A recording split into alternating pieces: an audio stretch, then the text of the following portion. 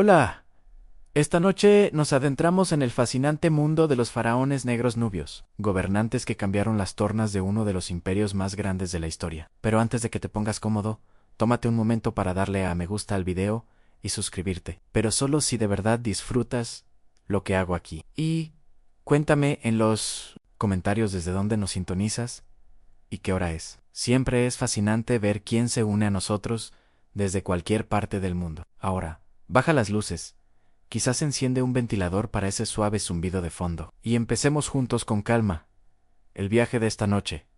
Felicidades. Acabas de despertar en el siglo VIII antes de Cristo y no eres cualquiera. Tú, Pi, que pronto serás el primer faraón nubio de la 25 dinastía de Egipto. El sol de la mañana se filtra por la ventana de tu palacio en Aparta, proyectando largas sombras sobre el suelo de arenisca. Afuera, puedes escuchar el suave fluir del Nilo, dador de vida a tu reino de Kush.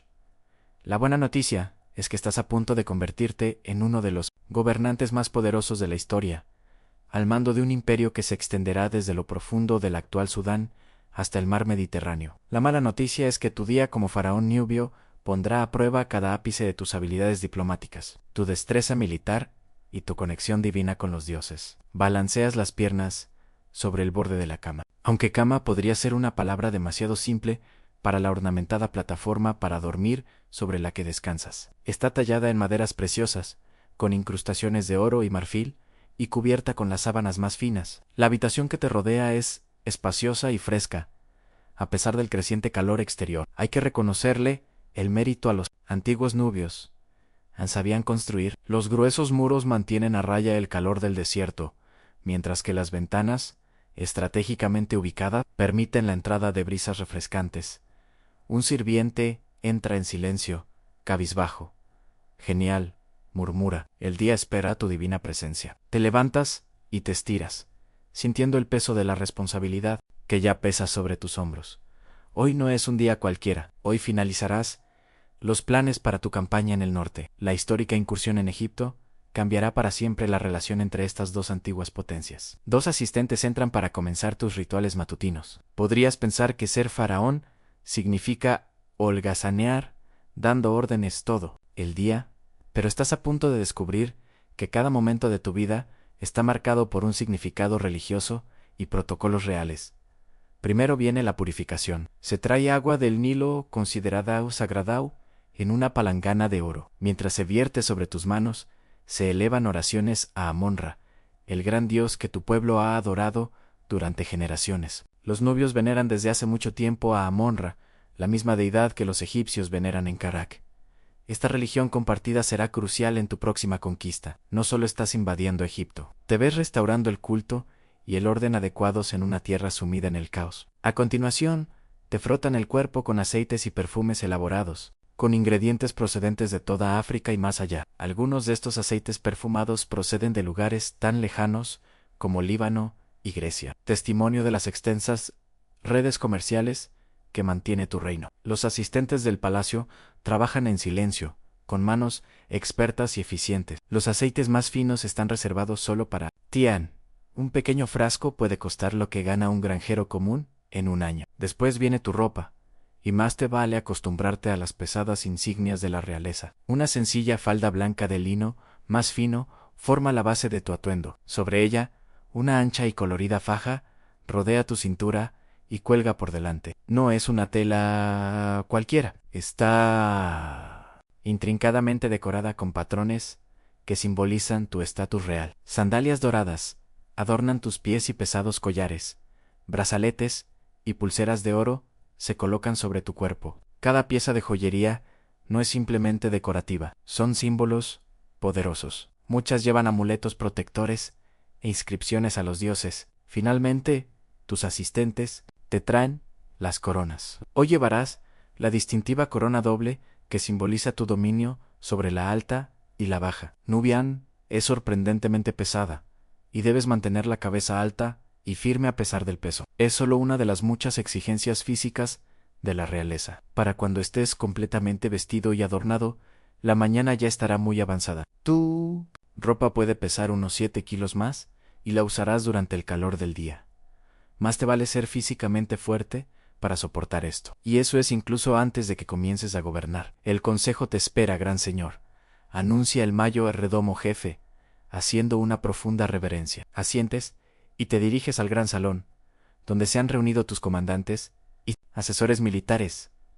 Tu paso es pausado y mesurado. Un faraón nunca se apresura. Cada movimiento que haces es observado e interpretado. Un paso apresurado podría interpretarse como ansiedad, un hombro encorvado como debilidad. La presión por parecer divino e infalible es constante. El gran salón queda en silencio al entrar. Columnas de piedra se alzan sobre tus cabezas. Sus capiteles tallados evocan las plantas de papiro abiertas que crecen a lo largo del Nilo. La luz entra a raudales por las altas ventanas, iluminando las vibrantes pinturas que adornan las paredes. Escenas de tus antepasados en comunión con los dioses, liderando victorias en batallas y trayendo prosperidad a la tierra. Tus asesores se postran mientras tomas asiento en el trono. El trono en sí es otra obra de arte tallada en ébano y recubierta de oro. Sus brazos terminan en cabezas de león, símbolos del poder real y la protección. O bien, levántate, ordenas, tu voz resonando por la cámara. La reunión del consejo comienza e inmediatamente te sumerges en complejas discusiones sobre estrategia militar, obligaciones religiosas y maniobras diplomáticas. Aquí es donde descubres que ser faraón no se trata solo de lucir magnífico. Requiere una inteligencia aguda y una comprensión magistral de la política. Tu general adolescente se acerca con un mapa dibujado en papiro. Divino. Comienza. Nuestros exploradores informan que Egipto sigue dividido. A los príncipes locales se pelean entre sí. Su autoridad central se ha derrumbado. Señala varios lugares en el mapa: Menfis, los ladrones, Heracle, todos controlados por diferentes facciones en asientes pensativo. Egipto, antaño unido y poderoso, se ha fracturado en centros de poder que compiten entre sí. La tierra al norte ha entrado en lo que los historiadores más tarde llamarían su tercer periodo intermedio, una época de fragmentación política. Durante siglos, Egipto había sido la potencia dominante, a veces gobernando territorios nubios. Pero ahora la situación ha cambiado, y el templo de Amón, en Karak, preguntas, refiriéndose al lugar más sagrado de Egipto. Los sacerdotes se preocupan, responde tu sumo sacerdote. Creen que se están descuidando los rituales apropiados. Agradecerían a un gobernante fuerte que respetara las antiguas costumbres. Esta es una información crucial. Te has estado presentando no como un conquistador extranjero, sino como un restaurador del concepto egipcio de verdad,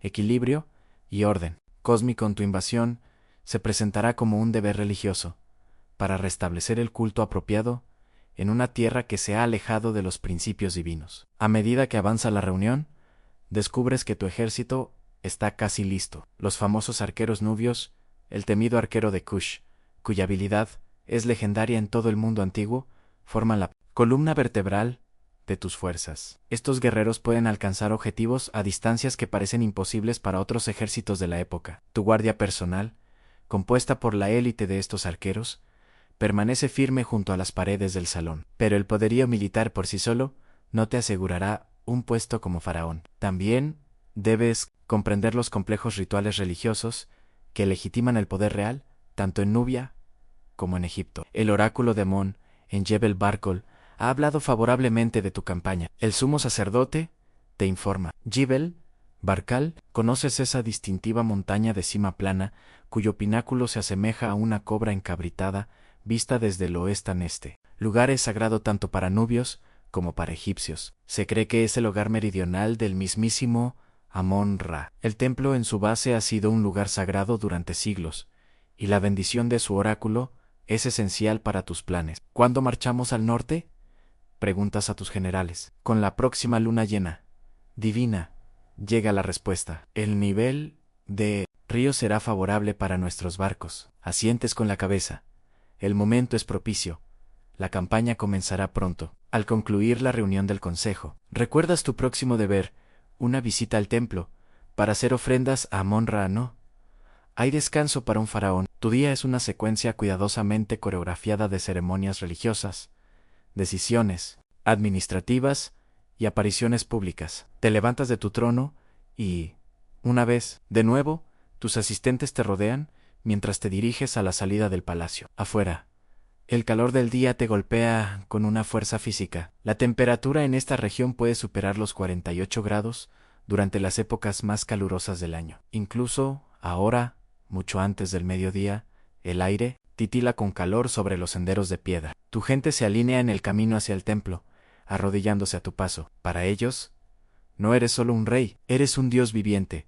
La encarnación del poder divino en la tierra es una carga pesada. Se cree que cada bendición en sus vidas, desde la inundación del Nilo hasta el éxito de sus cosechas, proviene de tu conexión divina. Y, del mismo modo, cada adversidad podría interpretarse como una señal de desagrado divino. La procesión recorre la ciudad de Nepata, tu capital. Es un lugar próspero con casas bien construidas de adobe para los ciudadanos comunes y majestuosas. Estructuras de piedra para la nobleza y los templos. Los mercados bullen de actividad, con comerciantes ofreciendo productos de todo el mundo conocido. Oro de las minas del desierto oriental, marfil del sur, maderas exóticas, especias y piedras preciosas. Estarías orgulloso de esta ciudad. Naparta se encuentra en una encrucijada crucial de rutas comerciales, lo que permite a tu reino controlar el comercio entre África Central y Egipto. Esta posición estratégica ha traído gran riqueza a tu reino, riqueza que ahora financia tus ejércitos y tus monumentales proyectos de construcción.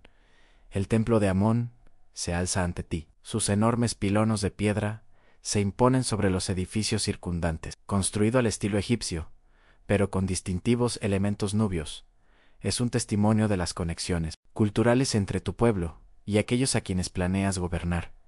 Sacerdotes con túnicas de lino blanco esperan tu llegada, sensaciones de incienso humeante en sus manos. El interior del templo es fresco y tenue después de la claridad exterior. La luz se filtra a través de pequeñas aberturas altas, creando rayos dramáticos que iluminan los espacios sagrados. El aroma a incienso impregna el aire y el suave murmullo de las oraciones crea una atmósfera hipnótica. Aquí, en el santuario interior, donde solo tú y los sumos sacerdotes pueden entrar, se encuentra la barca sagrada de Arm, una maqueta de barco en la que reside el espíritu del dios. Realizas los rituales exactamente como exige la tradición, haciendo ofrendas de comida, vino y objetos preciosos. El sumo sacerdote entona oraciones tanto en nubio como en egipcio, otra señal de la dualidad cultural de tu reino. El ritual es largo y físicamente exigente. Permanecer en la misma posición durante largos periodos, realizando movimientos precisos. Todo ello mientras llevas puesta tu pesada vestimenta real inés, agotador, pero cualquier signo de fatiga o incomodidad sería impensable. Los reyes divinos no muestran debilidad humana. Al concluir la ceremonia, el sumo sacerdote se vuelve hacia ti. Amón, habla Don Anuncia. Am bendice tu campaña en el norte y te confirma como su elegido que restaurará el culto apropiado en ambas tierras. Esta aprobación divina es la pieza final que necesitabas. Con la bendición de Dios, ahora puedes proceder con absoluta confianza en la rectitud de tu causa. Al salir del templo, parpadeas bajo la intensa luz del sol. Tu próximo deber te espera. Una audiencia pública donde escucharás las peticiones de tu pueblo. Ser accesible a tus súbditos, al menos simbólicamente, es un aspecto importante. De la realeza nubia, se ha preparado un pabellón a la sombra en la plaza central. Tomas asiento mientras la gente común puede acercarse, aunque sin acercarse demasiado, y solo después de ser registrado minuciosamente por tus guardias. La seguridad siempre es una preocupación para un gobernante, incluso uno divino. Los peticionarios llegan uno a uno, agricultores buscando resolver disputas de tierras, comerciantes solicitando derechos comerciales, funcionarios informando sobre el estado de las provincias periféricas. Cada uno se acerca con profundas diferencias, a menudo temblando en tu presencia. Es extraño pensar que, a pesar de tu poder absoluto, estas breves interacciones podrían ser la única ocasión en que tus súbditos comunes te vean la cara. Escuchas atentamente cada petición. Un faraón debe ser firme y justo. Tus decisiones aquí se repetirán por todo el reino, forjando tu reputación como gobernante justo o como tirano. El peso de cada sentencia no se te escapa. Una disputa entre dos jefes de aldea llama tu atención. Discuten por el agua. Derechos, un asunto crucial en esta tierra árida. Tras escuchar a ambas partes, emites una decisión que parece sorprender a tus asesores. En lugar de simplemente fallar a favor del hombre más influyente, Divides el acceso al agua de forma más equitativa, pero ordenas a ambas aldeas que contribuyan con mano de obra para construir un sistema de riego mejorado que, en última instancia, beneficiará a ambas comunidades. El divino faraón es de una sabiduría inconmensurable, murmura uno de tus asesores con genuina admiración en la voz. ¿Te permites? Una leve sonrisa. Esta es la clase de sabiduría práctica que ha ayudado a tu reino a prosperar. Mientras que los egipcios del norte se han visto divididos por conflictos internos, tu estado nubio se ha mantenido estable y cada vez más poderoso. Para entonces, el calor del día ha alcanzado su punto álgido, incluso con los sirvientes, agitando abanicos de plumas de avestruz para crear una brisa.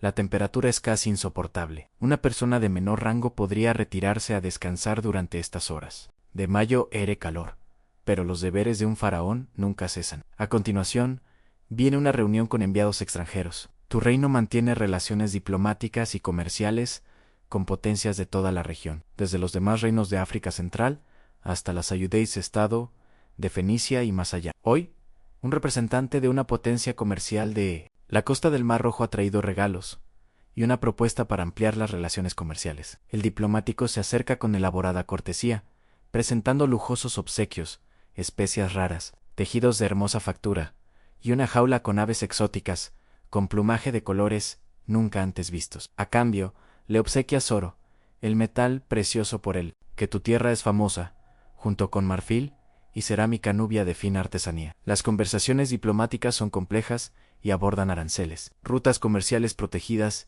y defensa mutua contra invasores que podrían amenazar las caravanas mercantes. Lideras estas negociaciones con destreza, logrando términos favorables a la vez, que mantienes la dignidad y el misterio que envuelven tu estatus divino. Mientras el enviado extranjero se marcha, visiblemente impresionado tanto por tu sabiduría como por el esplendor de tu corte, se acerca tu mayo redomo principal. Divino, dice en voz baja, el arquitecto real espera tu aprobación para los nuevos diseños del templo. Reprimes un suspiro. Las exigencias administrativas de la realeza son infinitas. Ahora debes revisar los planos de los edificios monumentales que cimentarán tu legado. Estas estructuras se mantendrán en pie durante miles de años, transmitiendo a las futuras generaciones tu poder y tu devoción a los dioses. El arquitecto desenrolla rollos de papiro con dibujos detallados. El complejo de templos propuesto es ambicioso. Enormes pilonos, salas con columnas, santuarios y estructuras complementarias que requerirán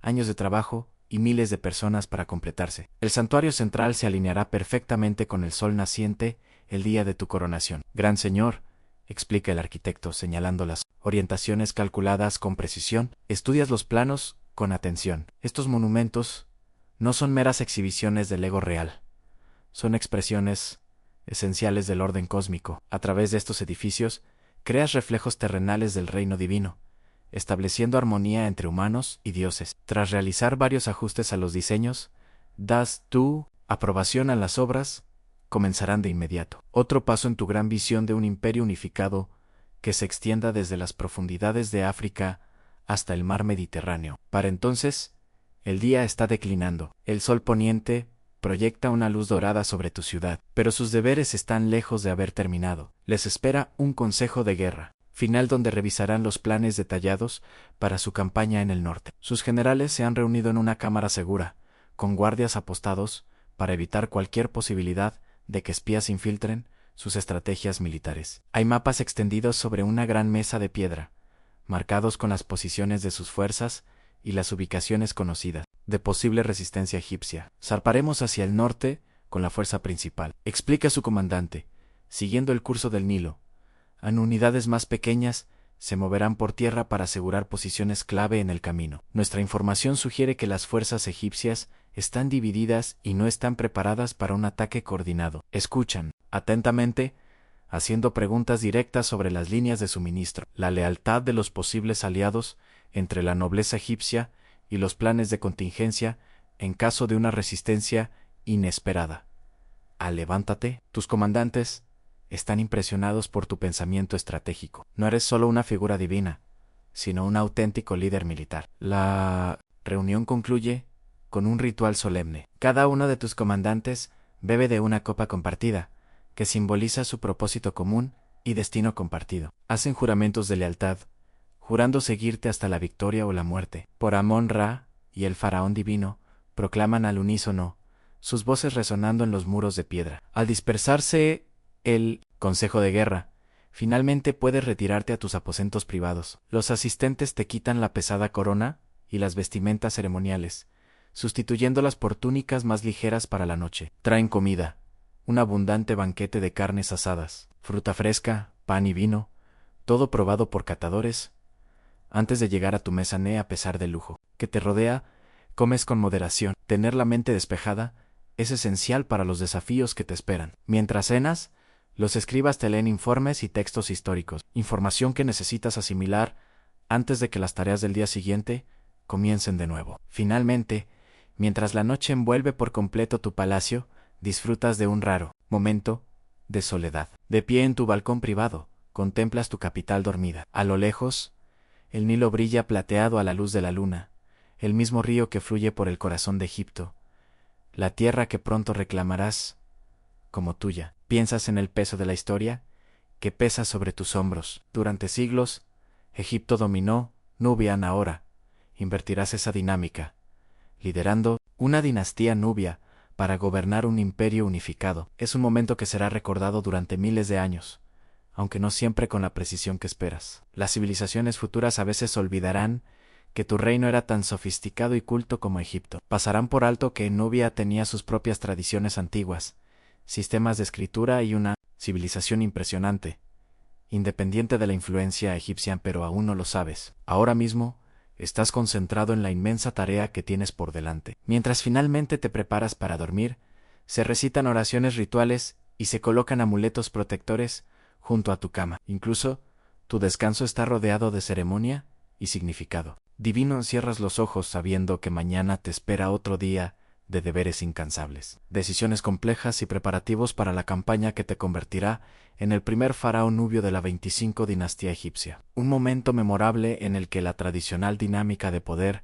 entre dos civilizaciones antiguas se invirtió drásticamente. Tu último pensamiento, antes de quedarte dormido, es que quizás el aspecto más desafiante de ser un faraón nubio no sean las exigencias físicas ni las constantes ceremonias. Es el peso del destino. Te encuentras en un momento crucial de la historia, y las decisiones que tomes resonarán a través de los siglos. El suave sonido de la brisa nocturna susurrando entre las palmeras, fuera de tu ventana, se desvanece gradualmente a medida que el sueño te vence. Mañana, tu viaje para cambiar el curso de la historia continúa. La mañana llega temprano, como siempre ocurre en el desierto. Los primeros rayos de sol se filtran por la estrecha ventana de tu aposento palaciego, y antes de que puedas apreciar plenamente el momento de paz, llegan tus asistentes. Comienza otro día exigente, como faraón pie.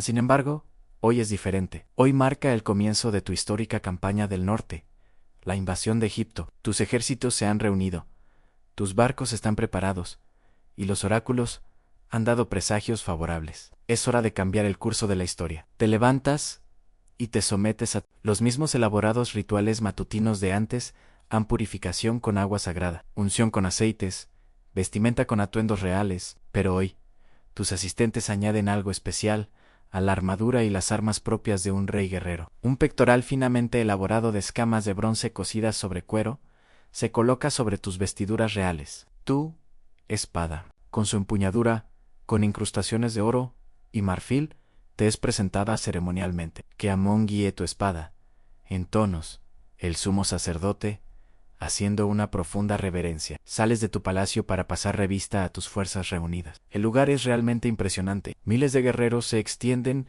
hasta donde alcanza la vista. Los famosos arqueros nubios forman las unidades de élite. Sus poderosos arcos son casi tan altos como un hombre. Estos renombrados arqueros son temidos en todo el mundo antiguo, por su precisión y la tremenda fuerza de sus disparos, capaces de penetrar armaduras a distancias que parecen imposibles. Los soldados se han preparado tanto espiritual como militarmente.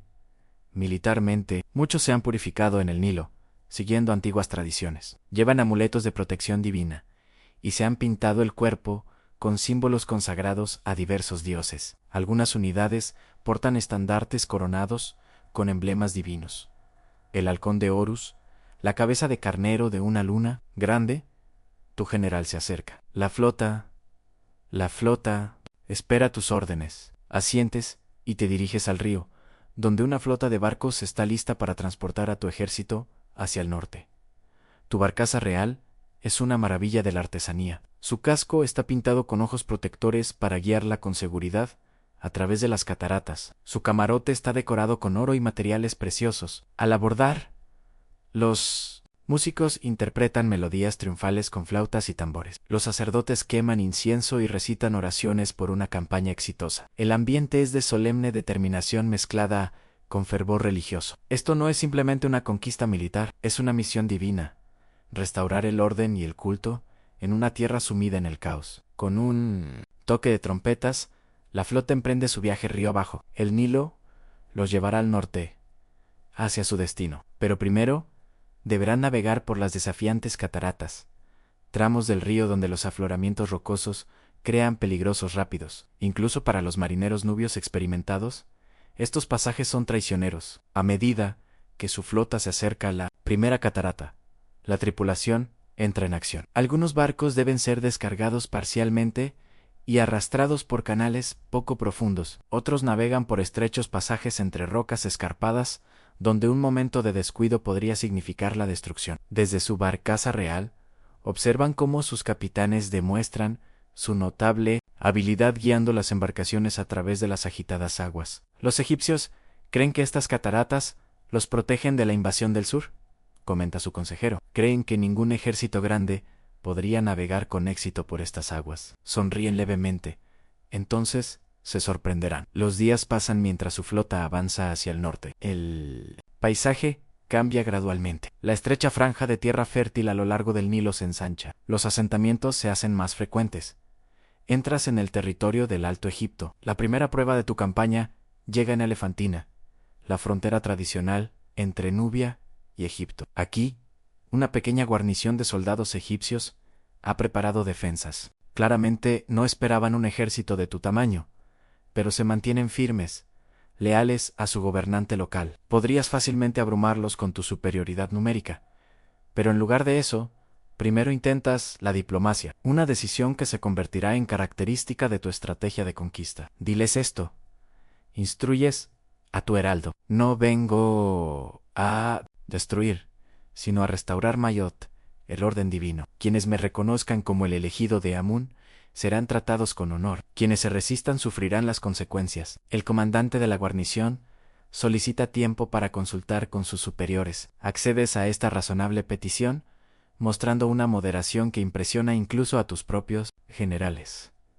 A la mañana siguiente, la guarnición de Elefantina ha accedido a someterse a tu autoridad. Tus primeras victorias se han logrado sin derramamiento de sangre. Este patrón se repite a medida que te adentras en territorio egipcio. Algunas ciudades se rinden de inmediato al ver tu abrumadora fuerza. Otras exigen demostraciones de tu poderío militar. Antes de ceder, te cuidas de tratar con respeto a quienes se someten, permitiendo que los funcionarios locales conserven sus puestos si te juran lealtad. Pero quienes se resisten obstinadamente se enfrentan a todo el poder de tu ejército. En Ladrones, la capital espiritual de Egipto, te encuentras con una situación más compleja. La ciudad está controlada por sacerdotes de una luna, cada vez más preocupados por la disminución del respeto a la religión tradicional que muestran los príncipes rivales del norte de Egipto. Envías emisarios al sumo sacerdote de una luna en Karnak, explicándole que vienes como defensor del culto correcto y del orden divino. Este mensaje resuena en los sacerdotes,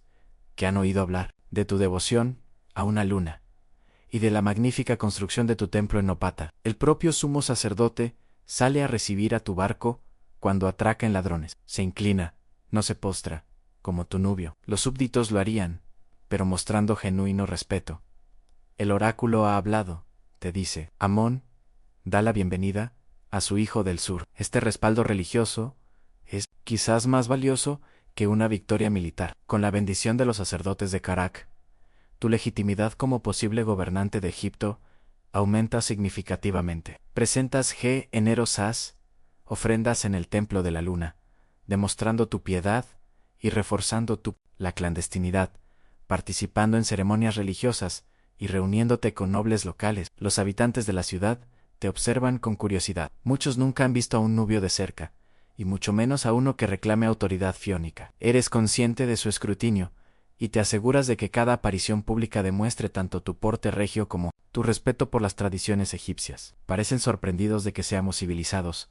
Observa secamente uno de tus comandantes nubios. Que se sorprendan, respondes. Pronto comprenderán que nuestra civilización es tan antigua y sofisticada como la suya. Con los ladrones asegurados mediante la diplomacia y la alineación religiosa, continúas hacia el norte. En el siguiente gran desafío te espera en Hermopoulos, una importante ciudad controlada por un príncipe llamado Namlot. A diferencia de los sacerdotes de los ladrones, Namlot no tiene intención de ceder su autoridad sin luchar. El asedio de Hermopoulos pone a prueba tu liderazgo militar. Durante días, tus fuerzas rodean la ciudad, cortando el suministro, mientras tus ingenieros preparan el equipo de asedio. Tus arqueros mantienen a los defensores inmovilizados, incapaces de defender eficazmente sus murallas. Finalmente, reconociendo la inevitabilidad de la derrota, Namlot envía un mensajero solicitando condiciones. Entras en la ciudad capturada con moderación, impidiendo que tus soldados saqueen o dañen a los civiles. Esta clemencia causa impresión. Estás demostrando que tu gobierno traerá estabilidad, no destrucción. En el palacio de Namlot, descubres una impresionante colección de caballos. Siempre has tenido un afecto especial por estos animales, considerándolos criaturas nobles y dignas de respeto. Cuando te enteras de que los caballos de Namlot han sido desatendidos durante el asedio, sin suficiente agua ni comida, te enfureces sinceramente. Es una de las pocas veces que tu compostura real se resquebraja. No cuidaste de estos inocentes animales, le exiges a Namlot. Esto demuestra una falla en tu carácter, más preocupante que tu resistencia militar. Ordenas a tus mozos de cuadra que atiendan a los caballos de inmediato y anotas este incidente en el acero de la victoria que encargarás más tarde. Un detalle inusual que revela tus valores personales en medio de la gran narrativa política. A medida que tu campaña continúa hacia el norte, se extiende ante ti la noticia de tu enfoque y tu política de misericordia hacia quienes se someten. En varias ciudades más se rinden sin resistencia, pero el mayor desafío aún está por delante. Menfis, la antigua capital administrativa, controlada por una coalición de príncipes del norte, liderados por un gobernante llamado Tin. Menfis está fuertemente fortificada, con sus murallas gruesas y bien mantenidas. Su ubicación en el Nilo es estratégicamente ventajosa. Un asalto frontal sería costoso, quizás imposible, pero te has labrado una reputación de astuto estratega, además de poderío militar. Al amparo de la oscuridad, envías una parte de tu flota para acercarse a la ciudad desde una dirección inesperada. Al amanecer, tu fuerza principal inicia lo que parece ser un asalto directo a las puertas principales, pero esto es solo una distracción. Mientras los defensores se centran en repeler el ataque, tus naves desembarcan tropas en una zona menos protegida de la ciudad. La batalla por Menfis es feroz, pero relativamente breve. Tus tropas atraviesan las murallas, y la lucha estalla en las calles. Has dado órdenes estrictas de evitar dañar los templos y de proteger a los civiles, pero los soldados defensores no reciben la misma clemencia. Al mediodía, los defensores de la ciudad han caído o se han rendido, y haces tu entrada triunfal en una de las ciudades más antiguas y veneradas de Egipto, de pie en el palacio de Menfis.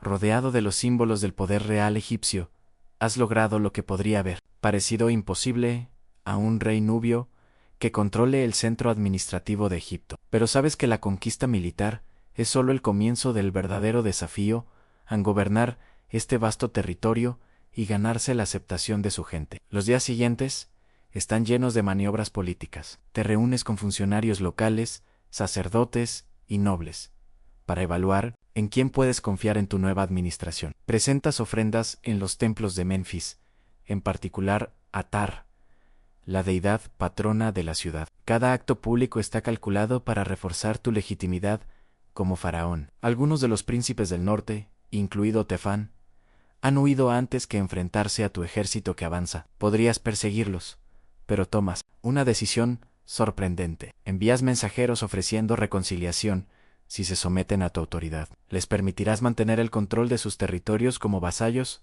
si te juran lealtad como faraón? ¿Es esto sabio, divino?, pregunta uno de tus generales. Estos hombres seguirán siendo una amenaza mientras vivan. Quizás lo reconozcas, pero no he venido a destruir el gobierno de Egipto, solo a unificarlo bajo la debida autoridad divina. Si me aceptan como su legítimo gobernante, aceptaré su administración local. Este enfoque pragmático, inusual para los reyes conquistadores de esta época, refleja tu comprensión de que la estructura administrativa de Egipto es demasiado compleja como para simplemente reemplazarla con tus propios funcionarios. Es mejor incorporar el sistema existente bajo tu autoridad suprema que desmantelarlo por completo. Sorprendentemente, la mayoría de los príncipes aceptan tus condiciones y prestan juramentos de lealtad. Tin, demasiado orgulloso para someterse en persona, envía tributo y un juramento escrito. ¿Aceptas este compromiso?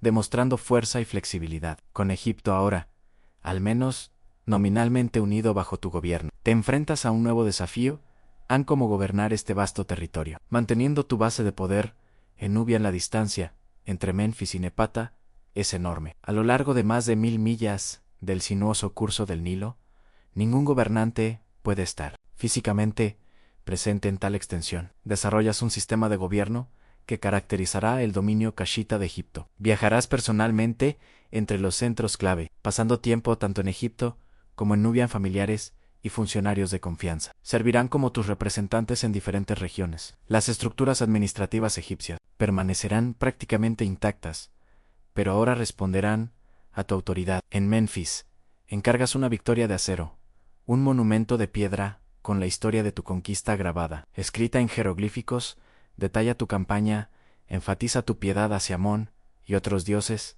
y establece tu legitimidad como faraón. Esta victoria, Stele de Pa, como la llamarán posteriormente los historiadores, se convierte en uno de los documentos históricos más importantes de tu reinado. Con la situación política en Egipto estabilizada, tomas una decisión que sorprende a muchos de tus comandantes. En lugar de permanecer en Egipto para consolidar tu poder personal, anuncias tu intención de regresar a Napata, tu capital. Original en Nubia, la conquista está completa, pero nuestra patria requiere la presencia del faraón, explicas. Mi sobrino Shibaka permanecerá en Menfis como mi representante. Esta decisión revela mucho sobre tu concepción de la realeza, a diferencia de muchos conquistadores que abandonan sus orígenes para abrazar la riqueza y el prestigio de sus nuevos territorios. Mantienes una profunda conexión con tu patria Nubia. Tu identidad permanece arraigada en Kush incluso mientras asumes el manto adicional de faraón egipcio. Antes de partir, visitarás los antiguos complejos piramidales de Giza y Saqqara. De pie a la sombra de estas estructuras monumentales construidas casi 2000 años antes de tu época, te conmoverá su grandeza y significado espiritual. Estas visitas influirán en tu decisión posterior de revivir la construcción de pirámides para los entierros reales, una práctica que los egipcios habían abandonado siglos atrás, pero que se convertirá en un sello distintivo de tu dinastía. El viaje de regreso a Neparta es largo pero triunfal. En cada ciudad importante a lo largo del Nilo, serás recibido con celebraciones. Tu conquista ha traído estabilidad tras décadas de fragmentación, y muchos egipcios comunes dan la bienvenida a este nuevo orden, independientemente de su origen extranjero. A tu regreso a Neparta, visitarás de inmediato el gran templo de la luna al pie de Jebel Barká, la montaña sagrada. Allí, en una elaborada ceremonia, consagrarás el botín de tu campaña egipcia, estatuas de oro, joyas preciosas, materiales raros y otros objetos de valor tomados de los territorios conquistados. Esto refuerza tu imagen de rey piadoso que comparte su éxito con los dioses. En los años siguientes, te embarcas en un ambicioso programa de construcción. Tanto en Egipto como en Nubia se restauran, amplían y construyen templos. Se alzan palacios y edificios administrativos en ciudades clave. Esta construcción cumple múltiples propósitos.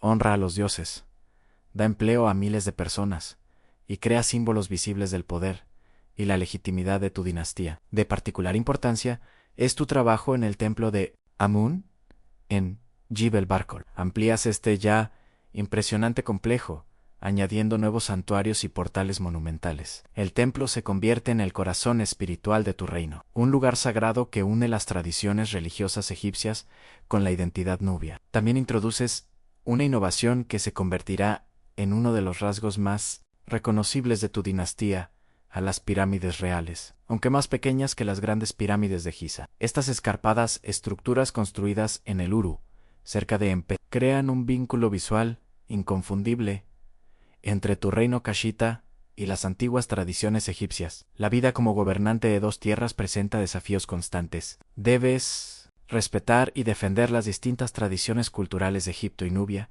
fomentando al mismo tiempo un sentido de unidad. Debes mantener la legitimidad religiosa en ambos contextos, y debes protegerte constantemente de posibles rebeliones o amenazas externas.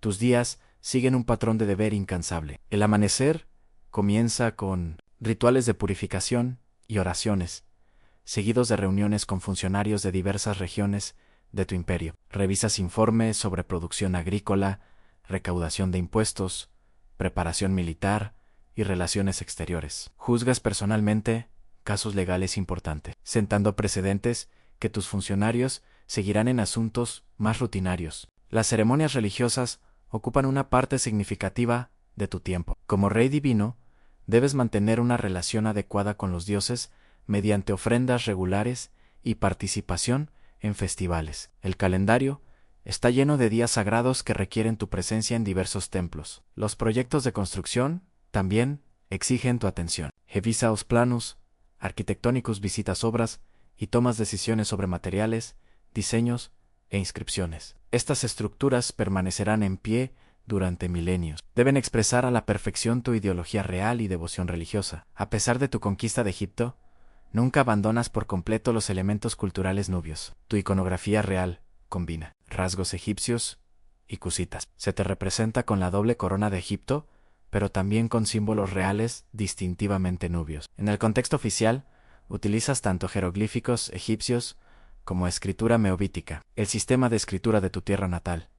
Nubia, en esta dualidad cultural, se extiende a tu vida personal. Tus esposas principales provienen de familias nobles nubias, lo que mantiene tu conexión con la élite de tu patria. Pero también estableces alianzas matrimoniales con casas nobles egipcias, uniéndolas a tu dinastía a través de lazos familiares.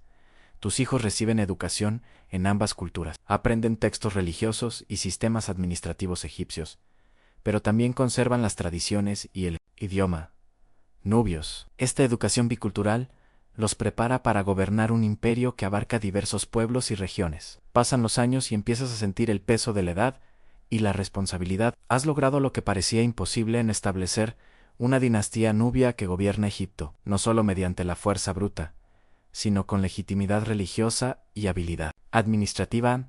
Has sido aceptado como un verdadero faraón. Tu nombre figura en las listas oficiales de reyes junto con los gobernantes egipcios nativos. A medida que te acercas al final de tu reinado, realizas cuidadosos preparativos para la sucesión. Tu sobrino Shibaka, quien ha demostrado ser tu representante en Memphis, está posicionado para sucederte en el trono. La transición debe ser fluida para mantener la estabilidad que tanto te has esforzado por establecer. En tus últimos años, encargas tu tumba, una pirámide en el Kuru, que albergará tus restos momificados, junto con tesoros que te sustentarán en el más allá. La cámara funeraria está decorada con escenas que te muestran en compañía de dioses, en particular de Amon-Ra, a quien has demostrado tanta devoción a lo largo de tu vida. Cuando finalmente llega la muerte, la enfrentas con la dignidad que caracterizó tu reinado. Tu cuerpo se somete al elaborado proceso de momificación egipcio, preservado para la eternidad. Estás enterrado con honor en tu tumba piramidal, rodeado de ofrendas y amuletos protectores. Tu legado está asegurado. Fundaste una dinastía que gobernará Egipto durante casi un siglo, trayendo consigo un período de estabilidad, resurgimiento religioso y florecimiento cultural. Las generaciones futuras te conocerán como Paete o Pianki, el primero de los faraones negros, el rey nubio que conquistó Egipto y lo gobernó con sabiduría y piedad. Y aunque la muerte del faraón marca un final, también anuncia un comienzo, la continuación de la notable dinastía Kashita 25, cuya historia está lejos de terminar. Por ahora, tu sucesor, Shibaka, asume la doble corona, enfrentándose a los mismos inmensos desafíos que tú enfrentaste en su día en equilibrar dos culturas, mantener la legitimidad divina y proteger un vasto imperio contra las divisiones internas y las amenazas externas. Imagina ahora que eres Shabaka, sobrino del gran Apé y nuevo faraón de la dinastía. 25. El peso de la doble corona pesa sobre tu cabeza mientras contemplas el vasto imperio que has heredado, que se extiende desde las profundidades de Nubia hasta el mar Mediterráneo. Tu tío conquistó Egipto. Tu tarea es quizás aún más desafiante, en consolidar el dominio nubio y lograr que sea aceptado como legítimo, tanto por los egipcios como por los nubios de tu tierra natal. El sol de la mañana se filtra a través de las columnas de tu palacio en Menfis. A diferencia de tu tío, que regresó a Neparta tras la conquista, has elegido establecer tu residencia principal aquí, en la capital administrativa tradicional de Egipto. Es una decisión estratégica para gobernar Egipto con eficacia. Debes estar presente en su corazón. Tus rituales matutinos comienzan de forma similar a los que experimentó tu tío, pero con sutiles diferencias que reflejan tu propio énfasis religioso. Eres conocido por tu particular devoción a las tradiciones antiguas, y te consideras un restaurador de las prácticas religiosas clásicas de Egipto. Esta reverencia por la tradición se convertirá en una de las características definitorias de tu reinado. Mientras los asistentes te visten con las galas de un faraón, te preparas mentalmente para el evento más importante del día, la inauguración de lo que los historiadores del futuro llamarán la piedra Shabaka. Aunque tú la conoces simplemente como un texto sagrado que has encargado preservar para la eternidad, ¿está preparado el templo?, le preguntas a tu sumo sacerdote. Sí, divino, responde con una profunda reverencia. La piedra ha sido colocada en el templo de Tar, tal como ordenaste. Este proyecto ha sido muy importante para ti. La preservación de un antiguo texto religioso que se estaba deteriorando sobre un viejo papiro. Ordenaste que lo tallaran en basalto negro para asegurar su supervivencia eterna. El texto describe la teología Meitá, explicando cómo el dios Tar creó el mundo mediante la comprensión de su corazón y el habla. Es un profundo documento teológico que conecta la creación misma con Menfis, la ciudad que ahora gobiernas. Lo que no podías saber es que esta piedra sobreviviría mucho después de la caída de tu dinastía. Casi 2500 años después, será descubierto por arqueólogos europeos, convirtiéndose en una de las fuentes más importantes para comprender el pensamiento religioso del antiguo Egipto. Tu acto de preservación resultará más duradero que las conquistas militares que llevaron a tu familia al poder. Tras un desayuno ligero con pan, dátiles y vino aguado, te diriges al templo para la ceremonia de dedicación. Tu procesión por Menfis es un evento elaborado. Los guardias abren el paso, los músicos interpretan melodías solemnes y los sacerdotes portan emblemas sagrados. La gente se postra a tu paso, con un dios viviente caminando entre ellos. El templo de Tar es uno de los santuarios más antiguos y venerados de Menfis. En su interior, la fresca penumbra alivia el creciente calor del día. El humo del incienso se eleva hacia el techo mientras los sacerdotes entonan oraciones. La piedra que has encargado ocupa un lugar destacado en la sala principal. Su superficie negra pulida brilla a la luz de las lámparas de aceite. La ceremonia de dedicación es larga y compleja, e incluye múltiples ofrendas y recitaciones. Lees personalmente fragmentos del texto sagrado en voz alta, y tu voz resuena en las cámaras del templo. Al preservar esta sabiduría ancestral, estás creando una declaración contundente sobre tu reinado. Aunque seas nubio de nacimiento, eres el verdadero guardián de la tradición egipcia. Tras la ceremonia regresas al palacio para las tareas cotidianas de gobierno. Tu enfoque al gobernar difiere un poco del de tu tío San, mientras que Pa era un rey guerrero que conquistaba mediante el poderío militar. Tú eres más bien un rey erudito centrado en el renacimiento cultural y religioso. Ambos enfoques contribuyen a consolidar la posición de tu dinastía. Tus funcionarios traen informes de todo el reino. La recaudación de impuestos avanza con eficacia, asegurando la riqueza necesaria para tus proyectos de construcción y para mantener el ejército. La crecida del Nilo ha sido favorable este año, prometiendo buenas cosechas. Los administradores locales, en su mayoría egipcios, a quienes has mantenido en sus puestos, informan de paz general y de conformidad con tu gobierno.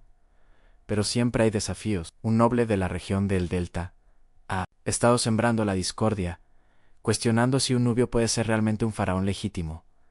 Debes decidir cómo responder. Tráelo a Menfis, ordenas, tras considerarlo, no encadenado, sino con honor, le demostraré que soy más devoto de las tradiciones egipcias que él. Este enfoque caracteriza tu gobierno, utilizando la autoridad cultural en lugar de la fuerza bruta, siempre que sea posible. Entiendes que la dinastía Kashita debe ganarse la aceptación demostrando su compromiso con los valores egipcios, en particular los religiosos. Más tarde, ese mismo día, te reúnes con los arquitectos que supervisan tus proyectos de construcción. Bajo tu dirección, se están restaurando y ampliando templos por todo Egipto. Estás especialmente centrado en los complejos de templos de Karnak y Luxor, en Tiebes, el corazón espiritual de Egipto. El nuevo salón hipostilo de Karnak estará terminado antes de la próxima inundación, te asegura el arquitecto jefe, mostrando planos detallados, dibujados en papiro. Asientes con aprobación. Estos enormes proyectos de construcción tienen múltiples propósitos, honran a los dioses, dan empleo a miles de trabajadores y crean símbolos visibles del poder y la piedad de tu dinastía. Los distintivos toques arquitectónicos kushitas que has incorporado, con sus particulares estilos de columnas y elementos decorativos, marcarán estos edificios como productos de tu reinado. Durante siglos, al caer la tarde, recuerdas otro aspecto crucial del deber ferónico, a los asuntos familiares. Tu hermana Amanes ha sido nombrada esposa del dios Amón en la tribu de los ladrones, un cargo de inmensa importancia religiosa y política. Gobierna eficazmente el Alto Egipto en tu nombre a través de este oficio religioso. Un mensajero ha llegado con sus informes y peticiones. La esposa del dios Amón era tradicionalmente una sacerdotisa célibe que se casó con el dios, administrando simbólicamente las extensas propiedades y riquezas de su templo. Al nombrar a tu hermana en este puesto, has puesto a un miembro leal de la familia al mando de una de las instituciones más poderosas de Egipto. Es una estrategia que comenzó con tu tío Pa y continúa bajo tu mandato.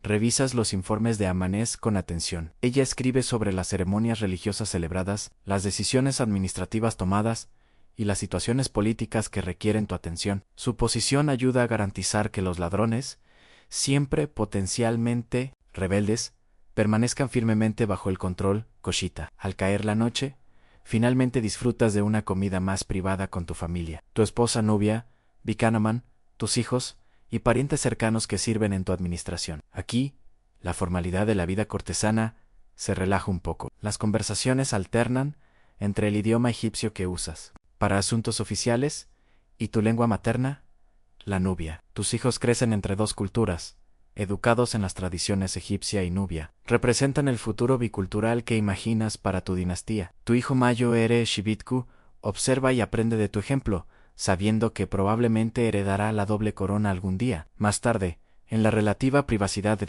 tus aposentos, revisas un mensaje diplomático que llegó antes de Siria, el poderoso imperio que se expande desde Mesopotamia. Su rey Sargón II envía saludos formales, pero hay una corriente subyacente de tensión. La influencia asiria está creciendo en el Levante, la región a lo largo del Mediterráneo oriental que sirve de barrera entre tu reino y el suyo. Debemos observarlos atentamente, le dices a tu asesor de asuntos exteriores. Por ahora, mantén relaciones cordiales, pero refuerza nuestra presencia en el delta oriental y el Sinaí. Esta amenaza, cercana a Siria, crecerá en los próximos años y se convertirá en el mayor desafío externo para el gobierno kashita en Egipto. Pero por ahora permanece distante. Algo que hay que vigilar en lugar de temer. Antes de dormir, realizan devociones privadas, rezando a Amón-Ra y a otras deidades para pedirles guía y protección. La sinceridad religiosa de los faraones kushitas es notable. La legitimidad de su dinastía depende en gran medida de su papel como intermediarios divinos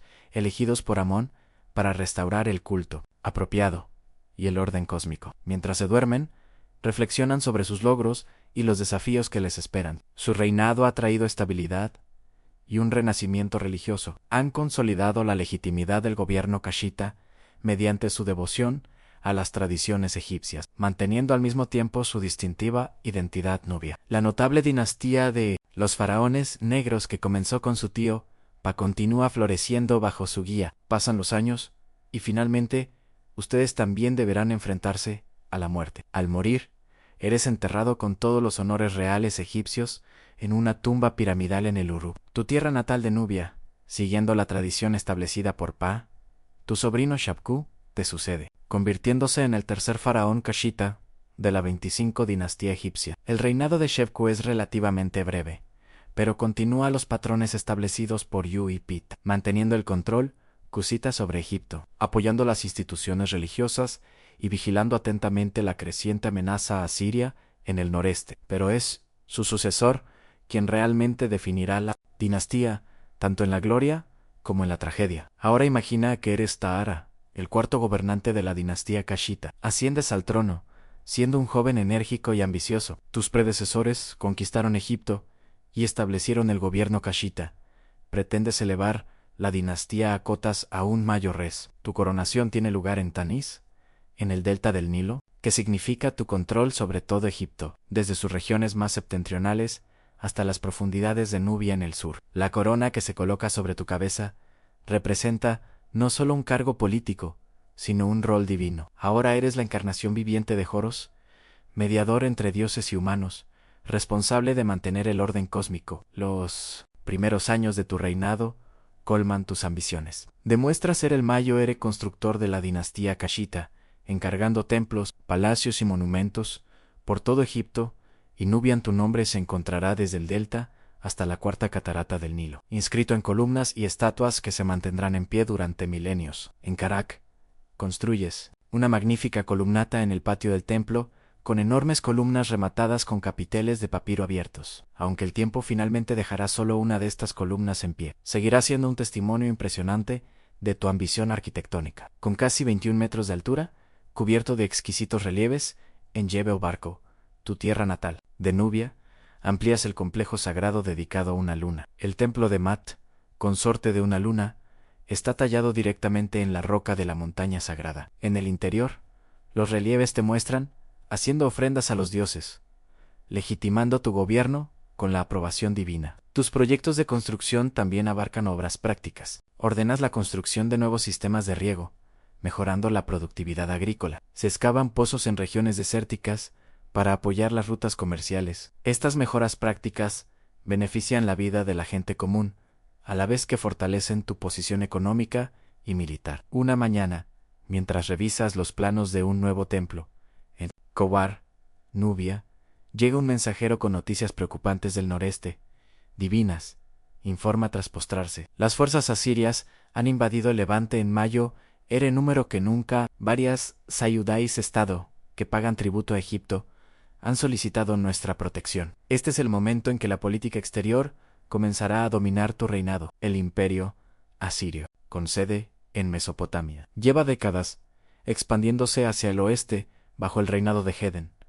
Representa una amenaza directa para los intereses egipcios y, en última instancia, para el propio Egipto. Convocas a tus comandantes y asesores militares a un consejo de emergencia.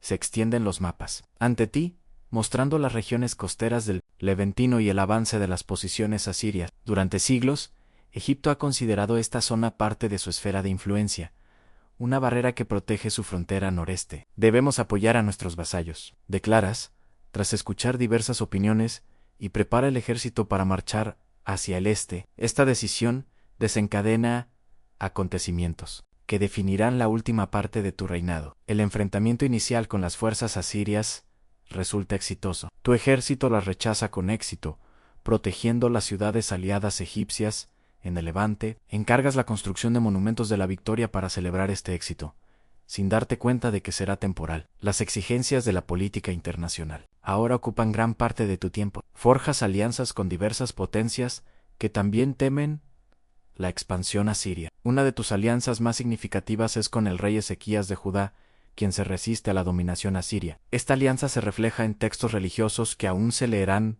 miles de años después. La Biblia hebrea relata cómo Tiraka, rey de Etiopía, Yutaaka, acudió en apoyo de Judá contra el rey asirio Senecarib durante su asedio a Jerusalén. El relato bíblico describe cómo el ejército asirio se retiró misteriosamente tras tu intervención, un logro diplomático y militar significativo para tu dinastía. A pesar de estos éxitos iniciales, la amenaza siria sigue creciendo. Sus ventajas tecnológicas y militares, armas de hierro, equipo de asedio avanzado y una fuerza abrumadora los convierten en un enemigo formidable. Tus reinos de Egipto y Kush, aunque ricos y sofisticados, luchan por igualar sus innovaciones militares.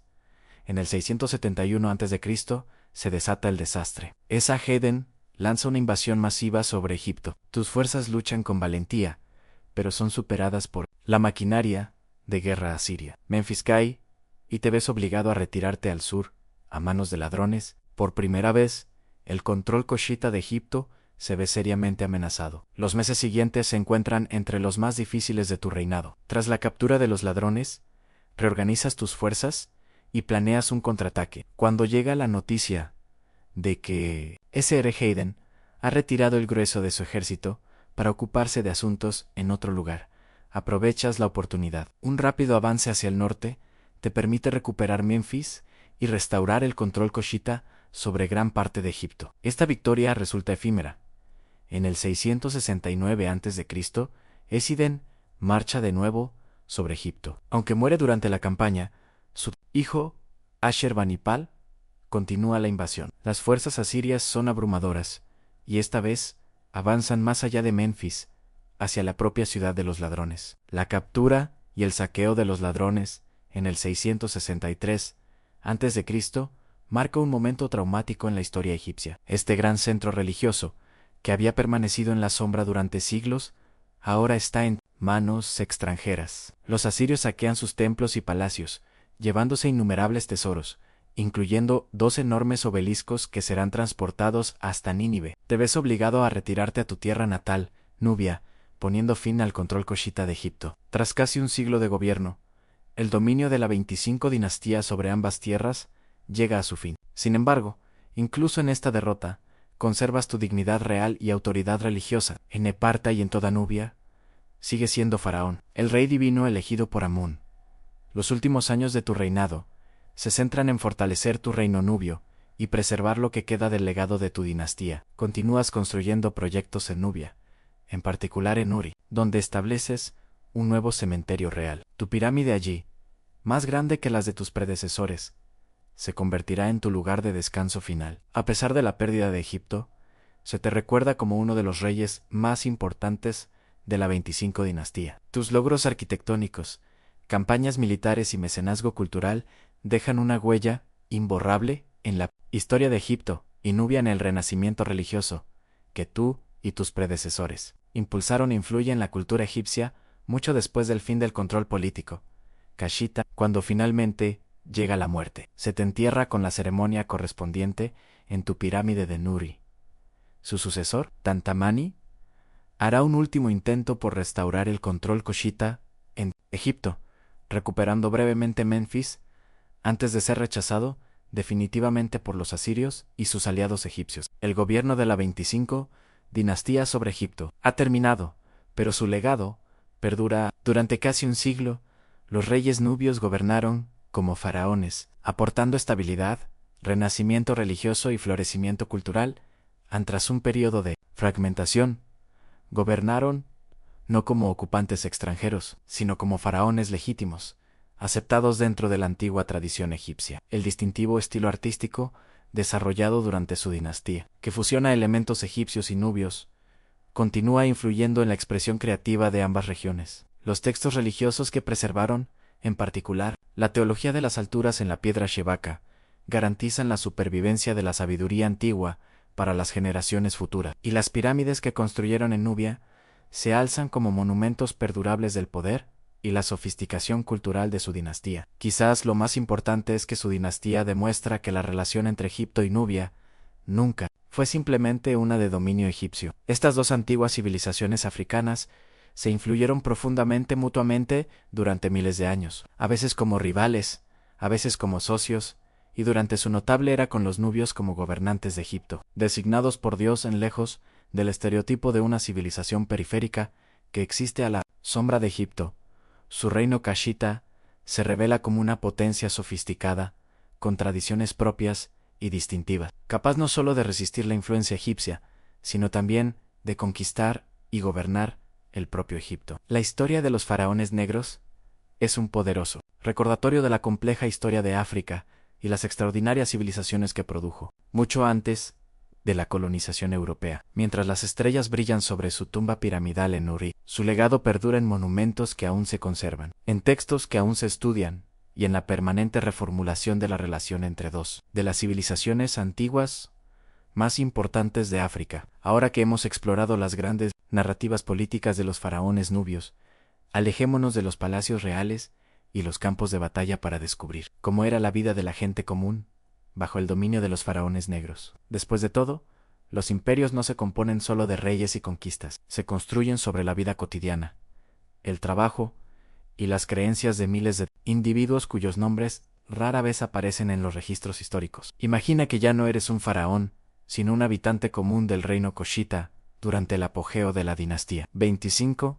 El sol sale sobre tu casa de adobe en una pequeña aldea a orillas del Nilo, en algún lugar entre la tercera y la cuarta cataratas, en lo que hoy es el norte de Sudán. Este es el corazón de Kush, el poderoso reino africano que envió a sus gobernantes al norte para conquistar Egipto. Tu hogar es sencillo pero cómodo, construido con adobe, secado al sol. Mantiene el interior sorprendentemente fresco, a pesar del calor abrasador del exterior. Los muros son gruesos, con pequeñas ventanas en lo alto para facilitar la circulación del aire y minimizar la luz solar directa. El tejado plano, accesible por una escalera, sirve como dormitorio al aire libre durante los meses más calurosos, cuando el interior se calienta demasiado por la noche. En el interior, el suelo es de tierra compactada, que se barre cada mañana. Esteras de junco sirven para sentarse durante el día y para dormir por la noche. Las tinajas contienen el preciado grano de tu hogar, cuidadosamente protegido, gigatonis y insectos. Las lámparas de aceite de arcilla iluminan al atardecer, aunque la mayoría de las actividades siguen el ritmo natural de la luz del día. Con los primeros rayos de sol filtrándose por la puerta, te levantas para comenzar el día. Si eres agricultor, como la mayoría de la gente en esta sociedad, tu horario está determinado por las estaciones y el río durante la inundación, cuando el Nilo inunda y cubre tus campos. Podrías trabajar en el mantenimiento de los canales de riego o en otras tareas como la reparación de herramientas y edificios. Tras la retirada de las aguas, dejando tras de sí un limo fértil, comienza la siembra, el agotador trabajo de preparar la tierra y sembrar las semillas. El sistema agrícola nubio depende tanto de las inundaciones naturales del Nilo como de métodos de riego cada vez más sofisticados. El Shardaf, un dispositivo sencillo pero eficaz, con un contrapeso en un extremo de una pértiga y un cubo en el otro, permite extraer agua del río para regar los campos más allá de la zona de inundación natural. Sistemas de riego más complejos, impulsados por bueyes, amplían aún más la tierra cultivable. Entre tus cultivos principales se encuentran el sorgo y el mijo, antiguos cereales autóctonos, perfectamente adaptados al clima africano. Estas plantas resistentes forman la base de la dieta nubia. También se cultiva cebada para elaborar cerveza, diversas verduras como cebollas y pepinos, y quizás algunos árboles frutales, si se tiene la suerte de tener un huerto. Si se es mujer en este hogar, la mañana comienza con la preparación de la comida, utilizando una paleta de piedra para moler, una tecnología que no ha cambiado durante miles de años. Se muele sorgo o mijo para obtener harina para el pan del día. Este es un trabajo físicamente exigente que requiere fuerza y resistencia, ya que se empuja la piedra de moler de un lado a otro sobre la base durante hasta 1 hora para producir suficiente harina para la familia. El pan que se elabora no son los panes levados que conocían los egipcios, sino tortas más planas y densas cocinadas en una plancha de barro sobre el fuego. A veces se añade miel o dátiles para ocasiones especiales, pero la mayoría de los días es simplemente el alimento básico que proporciona la mayo, era parte de las calorías de la familia. Mientras se prepara la comida principal, se envía a los niños a recoger agua del Nilo o de los pozos comunitarios. Es común ver a las aguadoras balanceándose sobre la cabeza, y las niñas aprenden esta habilidad desde pequeñas. El agua no solo sirve para beber y cocinar, sino también para el lavado ritual que precede a las oraciones en esta cultura religiosa cada vez más apacible. Si tu familia tiene animales, quizás unas cuantas,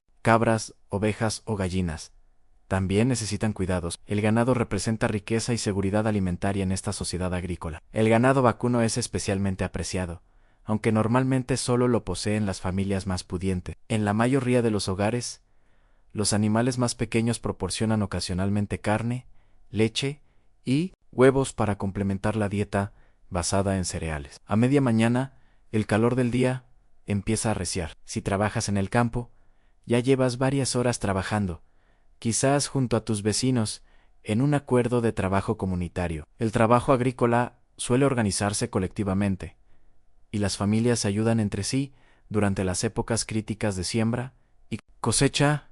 A la estructura social de las aldeas nubias mantiene algunos principios igualitarios, a pesar de la naturaleza altamente estratificada del reino en su conjunto. Los ancianos de las aldeas toman muchas decisiones locales por consenso, aunque todas responden en última instancia a los funcionarios designados por la administración del faraón. La propiedad de la tierra sigue patrones complejos. Algunas parcelas son de propiedad comunitaria y otras se asignan a familias específicas. Si no eres agricultor, podrías dedicarte a una de las muchas artesanías especializadas esenciales para la sociedad nubia. La producción de cerámica es particularmente significativa. La cerámica nubia no son solo artículos funcionales, sino obras de arte con patrones decorativos distintivos que los arqueólogos aún pueden identificar miles de años después. La característica ropa roja con la parte superior negra, creada mediante una técnica especial de cocción, es especialmente valorada. Otras artesanías cruciales incluyen el tejido, la cestería, la talabartería y la metalurgia. La orfebrería es particularmente importante en el reino Cashita, que controla importantes regiones productoras de oro. Este metal precioso no se destina únicamente a los tesoros reales. Aparece en la joyería, que usan muchos estratos sociales, aunque la cantidad y la calidad varían drásticamente según el estatus social. Al mediodía, el sol es implacable. El trabajo suele interrumpirse durante las horas más calurosas y las familias se refugian a la sombra para la comida principal del día. Esta suele consistir en pan, cerveza y quizás un guiso de verduras con hierbas y especias locales. La carne se reserva para ocasiones especiales en la mayoría de las familias. La cerveza que se bebe se parece poco a las versiones modernas. Es espeso, nutritivo y relativamente bajo en alcohol. Es más un alimento básico que un intoxicante. Todos lo beben, incluidos los niños, ya que suele ser más seguro que el agua y proporciona calorías y nutrientes esenciales. Después de la comida del mediodía y el descanso, el trabajo se reanuda en las horas ligeramente más frescas de la tarde. Para los niños, esto podría incluir la educación formal. Si provienes de una familia privilegiada, vinculada al templo o a los sistemas administrativos, la élite cashita sabe leer y escribir tanto en jeroglíficos egipcios como en la escritura meobítica indígena, aunque esta última se desarrolla con mayor plenitud después del período de la dinastía 25. Sin embargo, para la mayoría de los niños, la educación es práctica más que literaria, y aprenden las habilidades que necesitarán como adultos trabajando junto a sus padres y otros adultos. Los niños suelen seguir las instrucciones de su padre. Las ocupaciones, mientras que las niñas aprenden habilidades domésticas y artesanías de sus madres y otras parientes femeninas. Al final de la jornada laboral, la vida comunitaria cobra mayor relevancia. El mercado del pueblo puede cobrar vida en las horas más frescas de la tarde, con la gente intercambiando bienes, intercambiando noticias y socializando. Si tienes artículos para intercambiar, tal vez excedentes de tu huerto o artesanías que has elaborado, los intercambias por artículos necesarios para el hogar. Si bien la mayor parte del intercambio diario se realiza mediante trueque, el reino Cashita utiliza ciertos valores estandarizados para transacciones mayores. Los anillos de oro, de un peso específico, sirven como moneda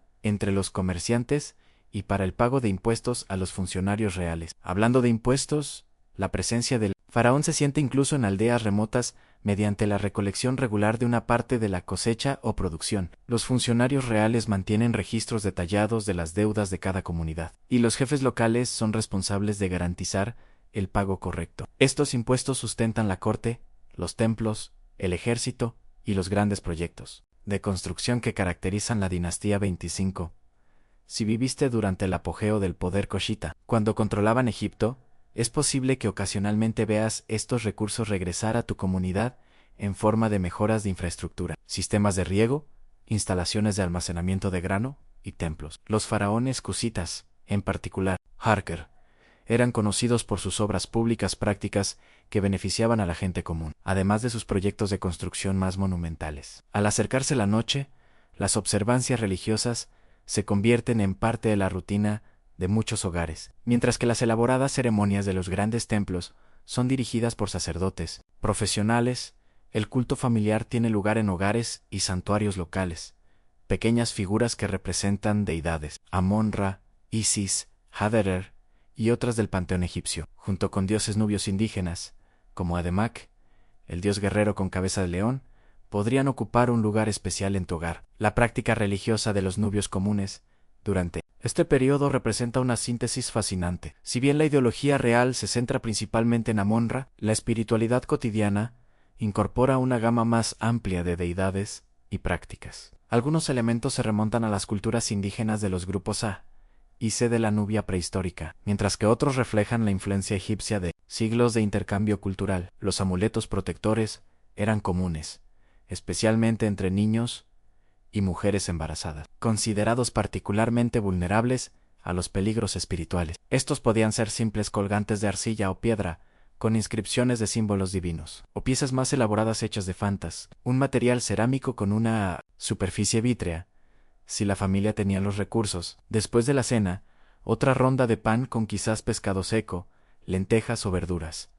Las familias se reunían para socializar. La narración de cuentos es una tradición importante, donde los ancianos transmiten narrativas históricas y mitológicas que refuerzan la identidad y los valores culturales. Estas historias a menudo presentan las hazañas de reyes y dioses, pero también cuentos de embaucadores y fábulas morales que brindan entretenimiento e instrucción. La música y la danza constituyen otro aspecto esencial de la vida comunitaria. Instrumentos sencillos, tambores de cerámica o madera cubiertos con piel de animal, flautas de caña, sonajeros instrumentos de cuerda, similares a pequeñas arpas, acompañan canciones y danzas con fines tanto ceremoniales como recreativos. Las representaciones públicas pueden marcar festivales, bodas u otros eventos comunitarios importantes. Con la aparición de las estrellas en el cielo despejado del desierto, la mayoría de las actividades del pueblo se relajan. Sin iluminación artificial, los patrones de sueño generalmente siguen el ciclo natural de la luz diurna. Durante las estaciones más calurosas, mucha gente duerme en los tejados para disfrutar de la brisa vespertina, mientras familias enteras extienden esteras de caña sobre las superficies planas de adobe. Este ciclo de la vida cotidiana continúa con variaciones estacionales. El calendario agrícola dicta gran parte del ritmo del año, con periodos de intensa actividad durante la siembra y la cosecha intercalados con estaciones algo menos exigentes. Las festividades religiosas marcan transiciones importantes: el comienzo de la inundación del Nilo, la cosecha y eventos astronómicos, como los solsticios. Si vives en uno de los grandes centros urbanos como Naparta, en lugar de en una aldea rural, tu experiencia diaria es diferente, significativamente. Las ciudades sirven como centros administrativos, religiosos y comerciales, con ocupaciones más especializadas y una mayor estratificación social. Los habitantes urbanos pueden trabajar como escribas en la administración real, registrando la recaudación de impuestos, inventariando las propiedades de los templos o redactando correspondencia. Otros sirven como sacerdotes en los elaborados complejos de templos que conforman los centros espirituales de la sociedad coshita. Los artesanos de las ciudades a menudo producen bienes de lujo más especializados para la élite, joyería fina, armas decoradas, artículos cosméticos y mobiliario elaborado. La jerarquía social se hace más visible en los entornos urbanos, mientras que las aldeas rurales mantienen ciertas tradiciones igualitarias. Las ciudades muestran claras distinciones entre la corte real, la nobleza, los sacerdotes, los comerciantes, los artesanos y los trabajadores amuno. Estas distinciones se manifiestan en la vivienda, la vestimenta, la dieta y el acceso a los recursos. En la cúspide de esta jerarquía se encuentra la corte real. La vida en el palacio se rige por elaborados protocolos que regulan todo, desde cómo acercarse al faraón hasta quién puede hablar en los consejos reales. La rutina diaria del rey incluye numerosas ceremonias y rituales religiosos, además de las tareas prácticas del gobierno. Altos funcionarios y nobles ocupan el siguiente nivel, supervisando diversos aspectos de la administración del reino. Muchos ocupan cargos hereditarios que se transmiten de padres a hijos, creando familias poderosas cuyas fortunas están ligadas al favor real. Sus residencias, amplios complejos, con múltiples habitaciones alrededor de patios centrales, reflejan su estatus, al igual que sus finas vestimentas de lino y sus joyas de oro. Los sacerdotes constituyen otro grupo de élite, especialmente aquellos que sirven en los templos principales dedicados a Amon-Ra. Los complejos de templos funcionan casi como ciudades dentro de ciudades, con sus propias economías, talleres y sistemas administrativos. Algunos sacerdotes sirven temporalmente de forma rotatoria, mientras que otros ocupan puestos permanentes, que requieren un conocimiento especializado de rituales y textos. Los comerciantes y artesanos cualificados forman una especie de clase media, sobre todo en las ciudades a lo largo de las principales rutas comerciales. El comercio internacional trae bienes valiosos de toda África, el Mediterráneo y Oriente Próximo en incienso de Punt Somali, madera del Líbano, cobre del Sinaí, animales exóticos y marfil de África Central. Controlar este comercio aporta riqueza e influencia a ciertas familias y gremios. Para los trabajadores urbanos, obreros de la construcción, porteadores, empleados domésticos y otros que prestan servicios esenciales, la vida es más difícil. Si bien no son esclavos, la esclavitud existe en el reino cashita, principalmente para los prisioneros de guerra capturados y sus descendientes. Su seguridad económica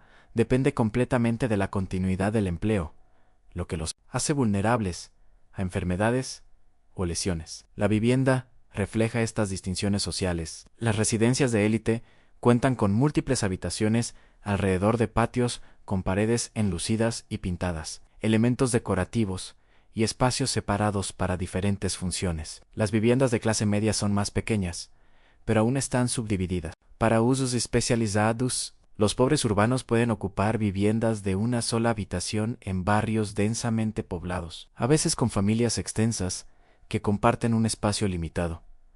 La vestimenta también refleja la posición social. La élite usa prendas de lino fino, a menudo plisadas y adornadas con ribetes coloridos. Las joyas de oro, como gruesos collares y brazaletes, completan sus atuendos. La gente común se conforma con ropa más sencilla de lino o algodón, con adornos más modestos de cuentas o cobre. Los niños suelen andar desnudos, o casi desnudos, hasta la pubertad, una adaptación práctica al clima cálido. La apariencia personal recibe una atención especial en todas las clases sociales.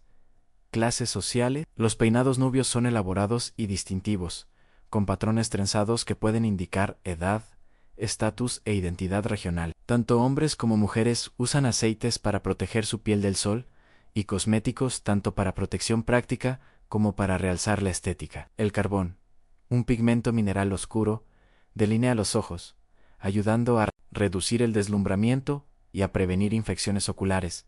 Además de ser decorativo, para las mujeres de la sociedad coshita, los roles varían según la clase social. Las mujeres de la élite pueden tener una influencia considerable, en particular aquellas vinculadas a la familia real o que ocupan cargos religiosos. La institución de la esposa del dios Amón, controlado por princesas cushitas durante la dinastía 25, representa una de las posiciones de mayor estatus disponibles para las mujeres en el mundo antiguo, con autoridad religiosa y un poder político considerable. Las mujeres comunes administraban los hogares, contribuían a las labores agrícolas y a menudo se dedicaban a artesanías especializadas como la cerámica y la producción textil. Algunas evidencias sugieren que la sociedad nubia otorgaba a las mujeres mayor autonomía que la cultura egipcia contemporánea, especialmente en asuntos legales como la propiedad. Las figuras femeninas en el arte cashita aparecen en una mayor variedad de roles activos que sus contrapartes egipcias. La salud y la medicina reflejan una combinación de conocimiento práctico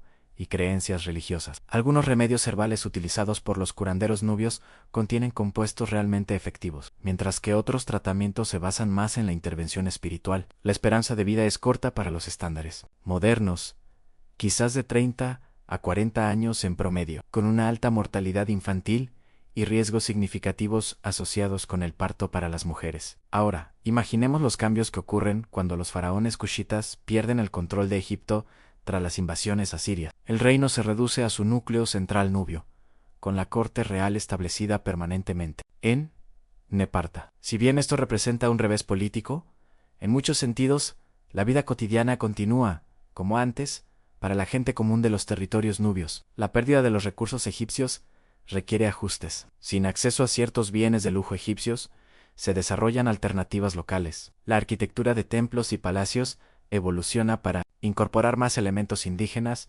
junto con los estilos de influencia egipcia que dominaron durante la dinastía 25.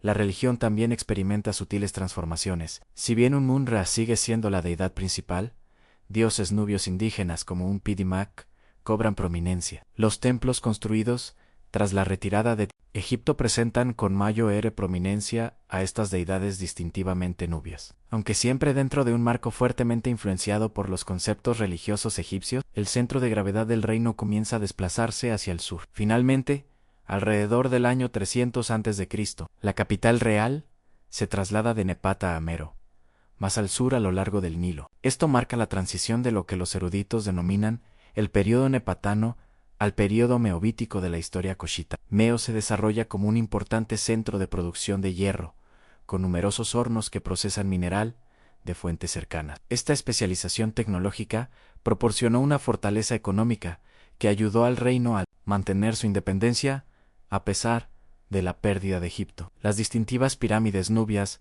de empinadas laderas se siguen construyendo para gobernantes y élites. Ahora en sitios cercanos a Mero, en lugar de El Urru o Nurri, el período meoítico presencia el pleno desarrollo del sistema de escritura indígena. La escritura meobítica, si bien está claramente inspirada en los jeroglíficos egipcios, representa la lengua cashita, completamente diferente del egipcio. Las inscripciones oficiales aparecen ahora tanto en jeroglíficos como en meoítica, lo que refleja la doble herencia cultural del reino. Las rutas comerciales cambian ligeramente. Con mayo, era énfasis en las conexiones con África Central y el Mar Rojo que con el Mediterráneo. Sin embargo, los productos exóticos siguen fluyendo por el reino, incluyendo artículos de lugares tan lejanos como India y China, que llegan a través de los puertos del Mar Rojo y rutas terrestres. A lo largo de estas transiciones, persisten ciertos aspectos distintivos de la cultura cashita. Los famosos arqueros nubios mantienen su reputación de excelencia, sirviendo como la columna vertebral militar del reino. Los estilos de cerámica siguen mostrando los patrones decorativos característicos que los identifican como claramente nubios. El sincretismo religioso, la fusión de las tradiciones egipcias e indígenas, sigue siendo un rasgo cultural definitorio. Quizás lo más significativo sea que el recuerdo de la dinastía 25, cuando los reyes cushitas gobernaban como faraones de Egipto, sigue otorgando legitimidad ideológica a la línea real, incluso siglos después de la retirada de Egipto. Los gobernantes cushitas se representan con la doble corona y otros símbolos de la realeza egipcia, manteniendo su pretensión de ser los legítimos herederos de esta antigua tradición. Para la gente común, estas grandes narrativas políticas pueden parecer distantes de las preocupaciones cotidianas de la agricultura, la familia y la comunidad local. Sin embargo, para Le, el orgullo cultural asociado con el período del faraón negro probablemente permea la sociedad a todos los niveles, reforzando un sentido de identidad, cashita e importancia histórica que ayuda a sostener el reino ante diversos desafíos. Esta notable civilización perduró durante siglos tras el fin de la 25 dinastía, y el reino de Kush permaneció independiente hasta aproximadamente el siglo IV.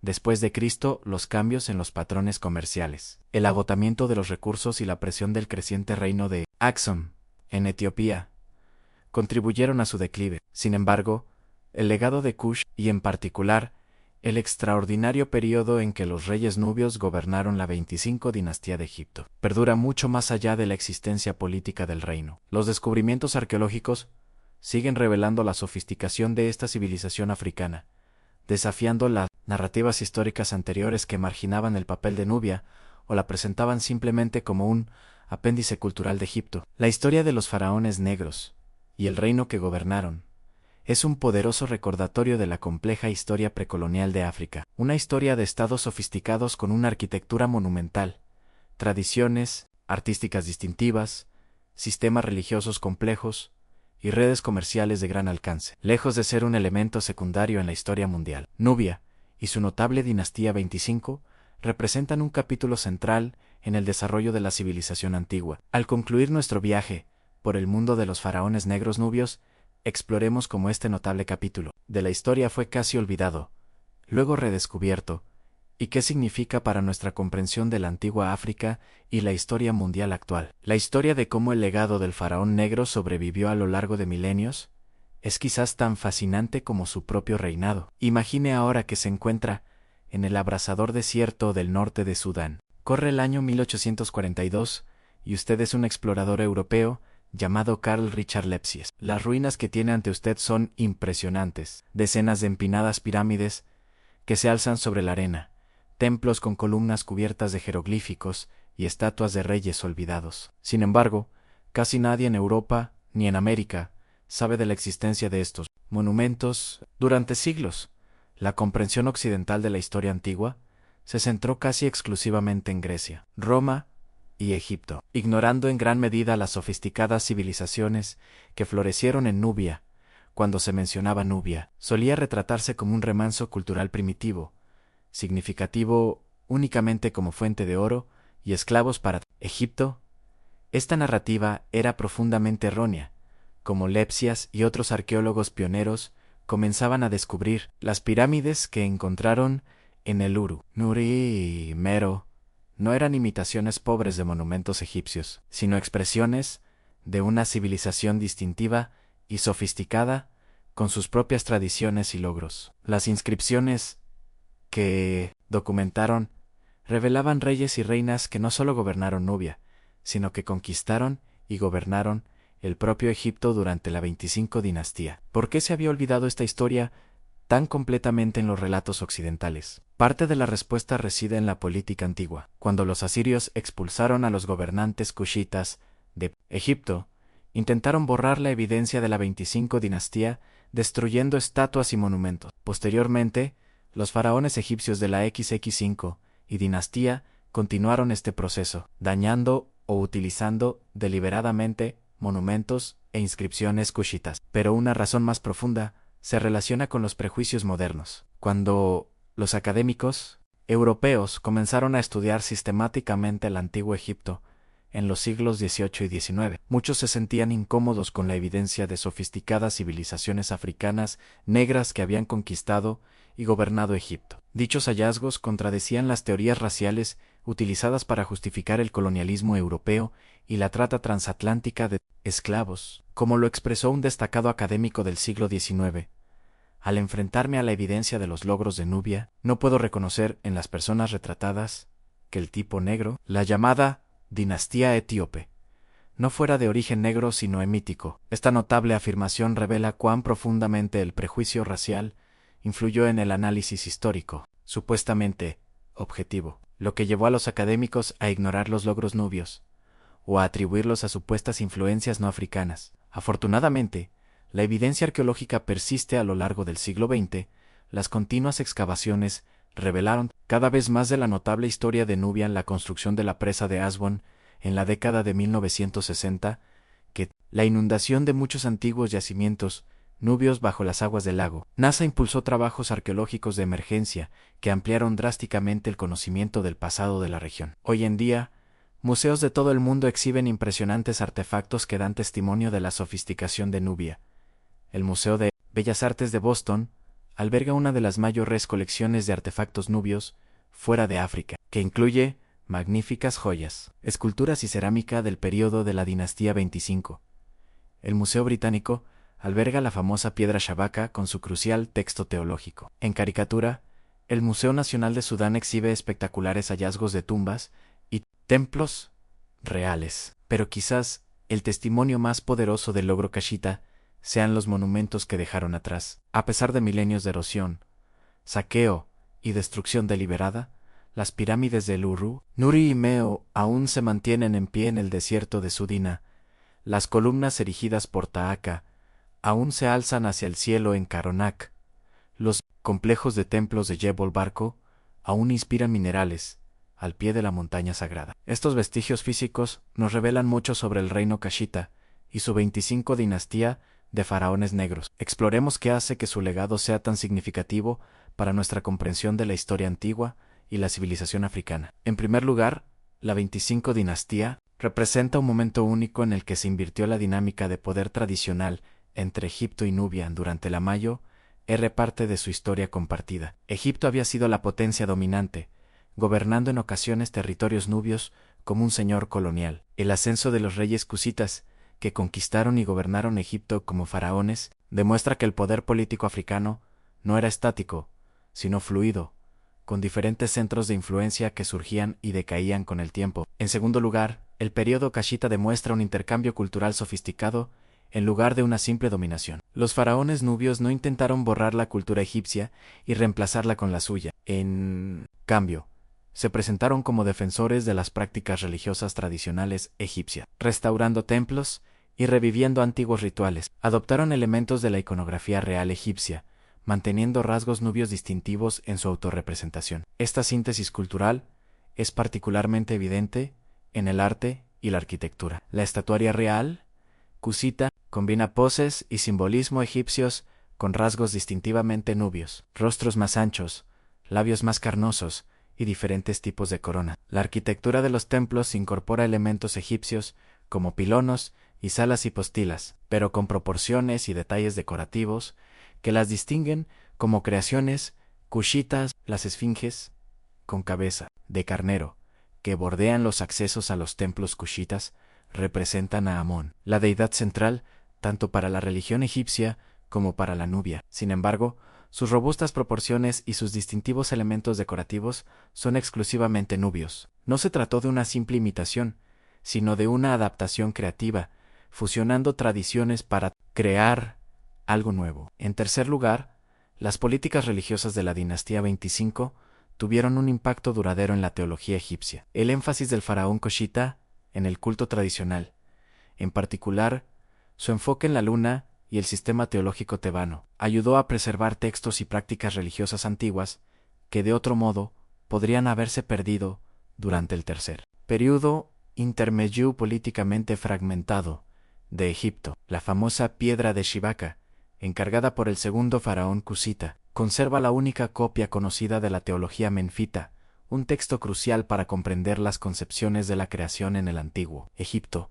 Gracias a su grabado en piedra, Shibaka garantizó su supervivencia durante más de 2500 años, proporcionando a los estudiosos modernos una perspectiva invaluable del pensamiento religioso egipcio. En cuarto lugar, los logros prácticos de los gobernantes kushitas, en particular Taharka, mejoraron la vida cotidiana de la gente común más allá de los edificios monumentales. Construyeron y repararon sistemas de riego, excavaron pozos y construyeron instalaciones de almacenamiento de grano. Estas obras prácticas aumentaron la productividad agrícola y mejoraron la gestión del agua, beneficiando directamente a las comunidades de Egipto y Nubia. En quinto lugar, el período Kushita fue testigo de importantes innovaciones tecnológicas, especialmente en la metalurgia. Si bien la propia dinastía 25 precedió al auge de la producción de hierro nubia, que floreció posteriormente en Mero, sentó las bases para estas desarrollos mediante el fortalecimiento de las bases económicas y políticas del reino. El posterior dominio kusita de la herrería, con cientos de hornos de fundición que producían herramientas y armas, representa uno de los logros tecnológicos más significativos de África. En sexto lugar, las relaciones internacionales de la dinastía 25 demuestran la integración de Nubia en un sistema mundial más amplio. Las interacciones diplomáticas y militares con Asiria, Judá y otras potencias del cercano oriente muestran que Kush era un actor reconocido en el escenario internacional, participando en la compleja política del antiguo mundo mediterráneo y cercano oriental. La mención bíblica de Taka, rey de Etiopía, Taharka, acudiendo en ayuda de Judá contra Asiria, no es solo una referencia religiosa, sino evidencia de verdaderas alianzas políticas y militares que moldearon la historia de toda la región. Lejos de estar aislada, Nubia, bajo la dinastía 25, estaba conectada a una vasta red de comercio, diplomacia y, en ocasiones, conflicto,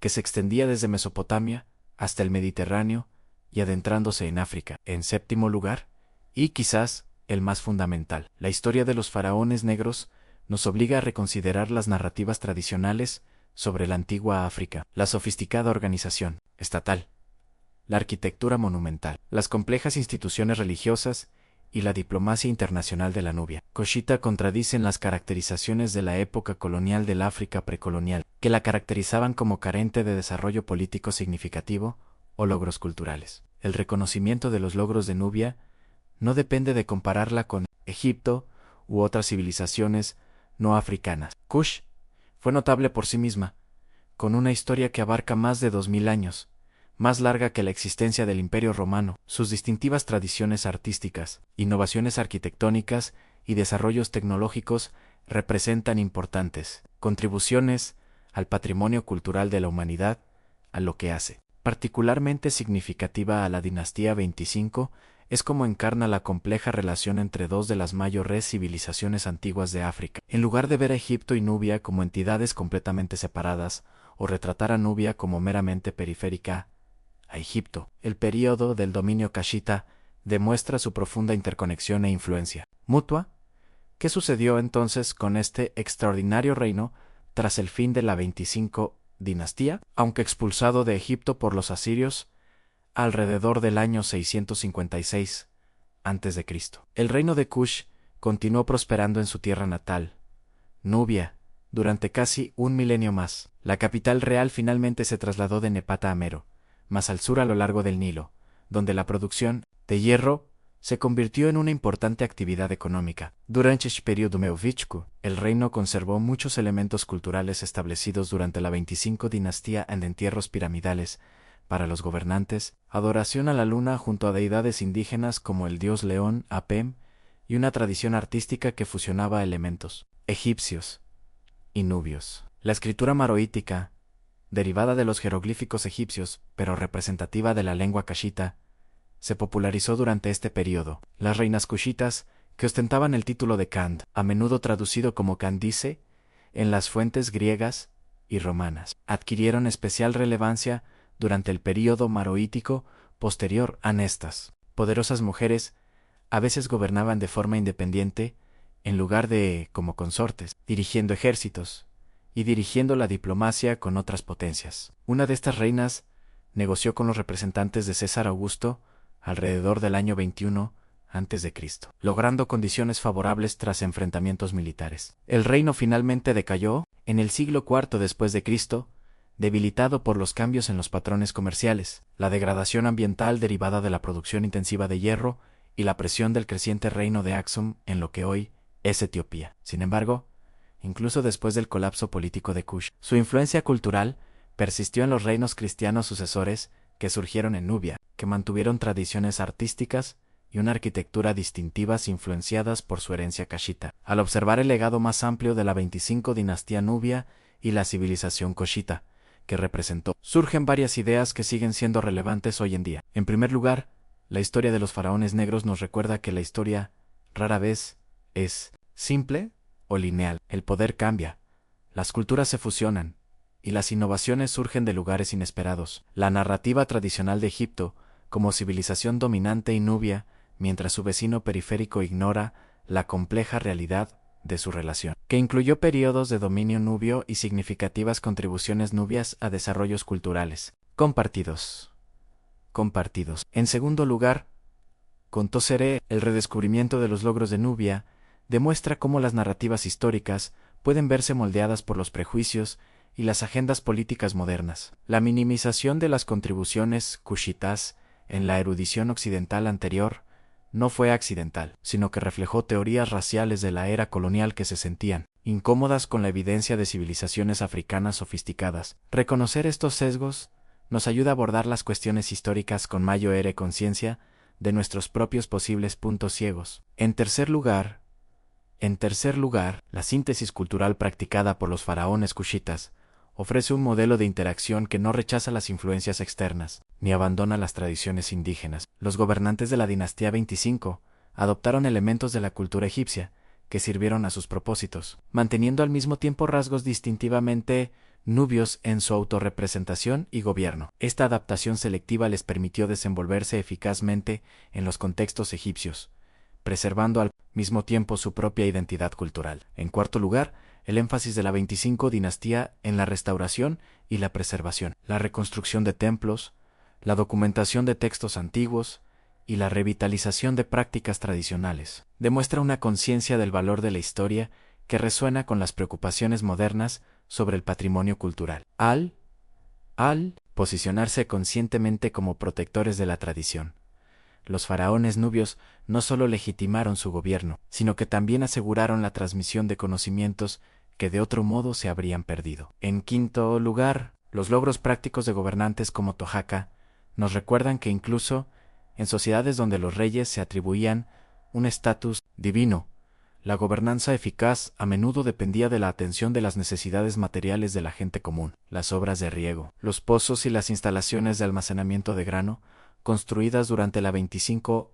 dinastía probablemente, contribuyeron más a asegurar el apoyo popular que las grandes reivindicaciones teológicas o la arquitectura monumental. Finalmente, la historia de los faraones negros contribuye a una comprensión más precisa y matizada del pasado precolonial de África. En lugar de tratar el continente como un espacio vacío a la espera del descubrimiento europeo o asumir que desarrollos significativos debieron provenir del exterior, el reconocimiento de los logros de Nubia ayuda a restaurar la autonomía y la complejidad de las narrativas históricas africanas. Las pirámides que se alzan en el desierto de Sudín, las colosales estatuas de los reyes cushitas, los templos con sus esfinges con cabeza de carnero. Estas no son curiosidades ni notas a pie de página de la historia egipcia, sino monumentos a una de las grandes civilizaciones antiguas del mundo. El hecho de que esta historia permaneciera oculta durante tanto tiempo dice más sobre los prejuicios modernos que sobre la verdadera importancia de Nubia.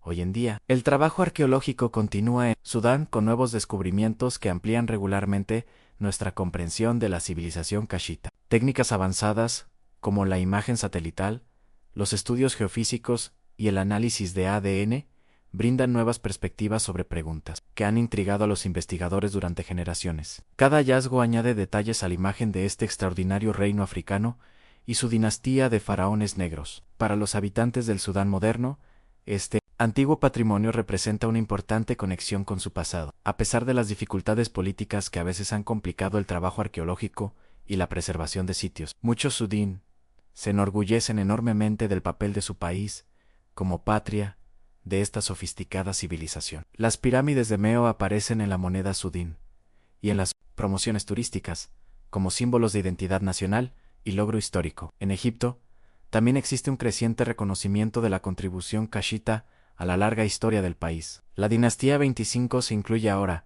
debidamente en exposiciones y materiales educativos, sobre el pasado fiónico de Egipto, reconocida como un periodo de renacimiento religioso y florecimiento cultural, en lugar de descartarse como una interrupción extranjera. Para el mundo en general, la historia de los faraones negros ofrece una corrección importante a las narrativas simplificadas sobre la historia antigua. Demuestra el papel central de África en la civilización temprana, revela la complejidad de las interacciones interculturales en el mundo antiguo, y sirve como recordatorio de que el poder y la influencia nunca se han limitado a una sola región o pueblo. Concluimos nuestro viaje por el mundo de los faraones negros nubios. Quizás la lección más importante sea simplemente la apreciación por la creatividad y la resiliencia humanas a través del tiempo y el espacio. Los reyes y reinas de Kush, los artistas que tallaron sus estatuas, los sacerdotes que mantuvieron sus templos, los ingenieros que construyeron sus pirámides y la gente común que vivió bajo su dominio. Todos formaron parte de una civilización vibrante